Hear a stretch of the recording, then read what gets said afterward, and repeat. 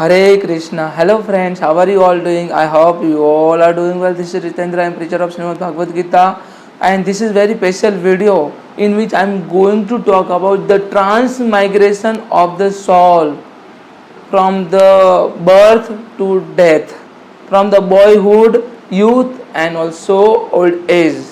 How the soul, how our body change from one condition from the another stage and condition, from one stage to another stage. Here Lord Krishna stated in verse number 13, chapter number 2, Dehino smena yatha deha kumaram yuvanam jarah kumaram yuvanam jarah तथा देहांतरम प्रभतीर धीरस तत्र ना मुहति. Here Lord Krishna stated na muhati. Here Lord Krishna stated as an embodied soul continuously pass in this body from the boyhood to youth and to old age, boyhood to youth, and to old age, and soul similarly pass into the another body at the death.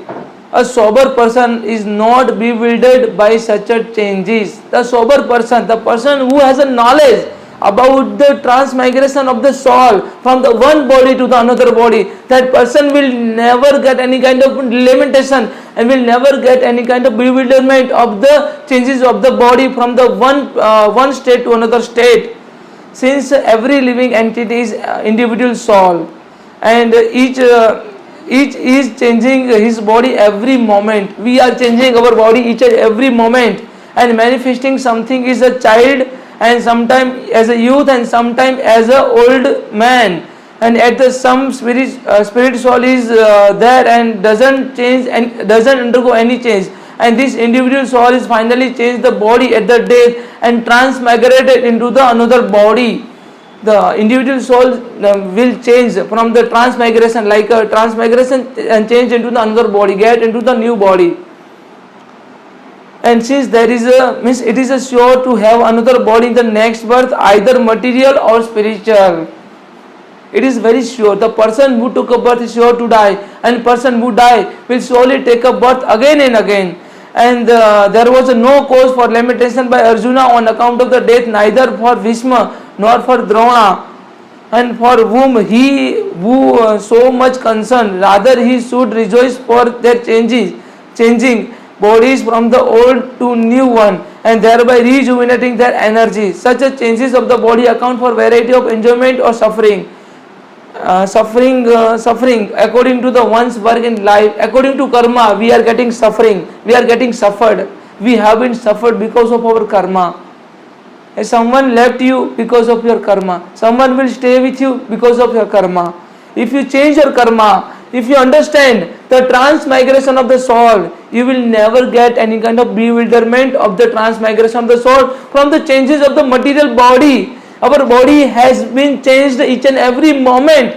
Our body is being changed. We have to understand these things. Anyone who has perfect knowledge of the constitution of the individual soul, the super soul and nature, both material and spiritual, is called a dhira. What kind of person? The person who has a knowledge of constitution of the individual soul, the super soul and nature, both material and spiritual. That person is called dhira, or a most sober man. And such a man is never deluded by changes of the body. That person will never deluded by changes of the body. The theory of Mayavadi of oneness of the spirit soul cannot be entertained on the ground that the spirit soul cannot be cut into the piece as a fragmental portion, and such a cutting into the different individual soul and would make the supreme cleavable or changeable against the principle of the supreme soul is being unchangeable. The principle of the supreme soul is unchangeable. As a confirmed in the Gita, the fragmental portion of the supreme exists eternally, sanatana, is called sara, and means that is they have tendency to fall down into the material nature. The fragmentation portion are eternally so, and even after the liberation of the individual soul remain the same, fragmental. Our soul is fragmental and it will definitely remain the same. The person who understands the soul is passing from the child to boyhood to youth and also to old age. This is the process of the body by which our soul is learning from material experiences. Without a medium of our body, our soul will never get any kind of experience and never carry forward any kind of experience and skill from the at the time of the transmigration from old body to the new body.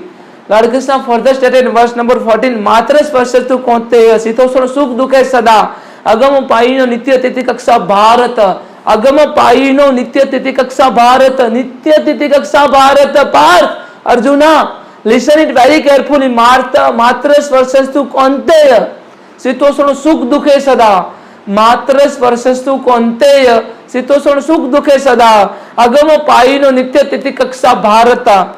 A son of Kunti, non-permanent appearance of happiness and distress. The non-permanent appearance of happiness and distress, and their appearance is in a due course, are like the appearance and disappearance of winter and summer. जैसे मतलब ठंडी आती है, जैसे गर्मी आती है, वैसे ही हमारी आत्मा, हमारा जो सुख दुख होता है ना, उसमें पास होती है. सुख दुख क्या है? It's like summer and winter season, and they arise from the sense of perception. O season of Bharata, one must learn to tolerate them without being disturbed. One must learn to tolerate this all things without being disturbed.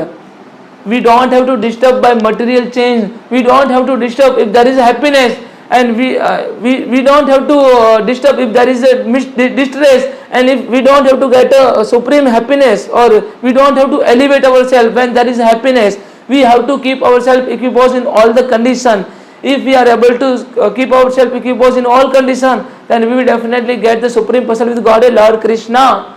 Lord Krishna further stated in Srimad Bhagavad Gita verse number 38. Here Lord Krishna stated, सुख दुखे समय कृत्वा लाभा लाभो जया जयो ततो योद्धाय उजस्व नेवम पापम मवाप्स्यसि. जो इंसान सुख दुख में एक समान रहता है, लाभ आदि जय पराजय के विचार करे बिना अपना कर्म करता है, ऐसा व्यक्ति कभी पाप का भागीदार नहीं बनेगा. That person will never incur the sinful activities. However, that person indulges in the sinful activities, the result of the sinful activities that will not affect to that particular person.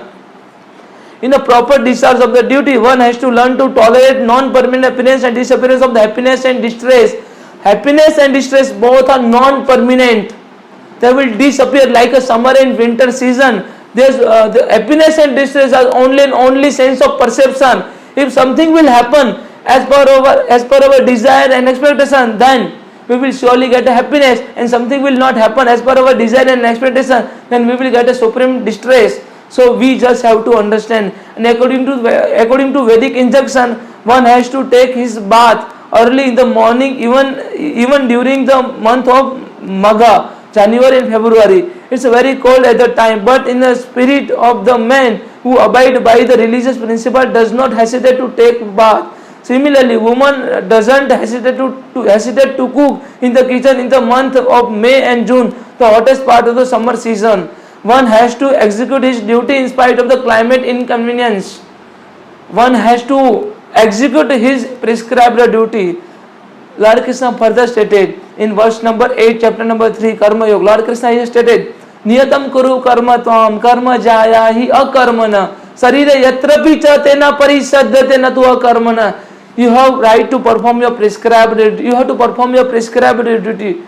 Working is better than not working, and no one can maintain his or her physical body without performing his duty. However, you are not able to perform your duty very well, even then you have to perform your prescribed duty. And however, you are able to perform some other person's prescribed duty very well, but you don't have to perform that particular person's duty. You have a right to perform your prescribed duty only. So you just have to understand this thing.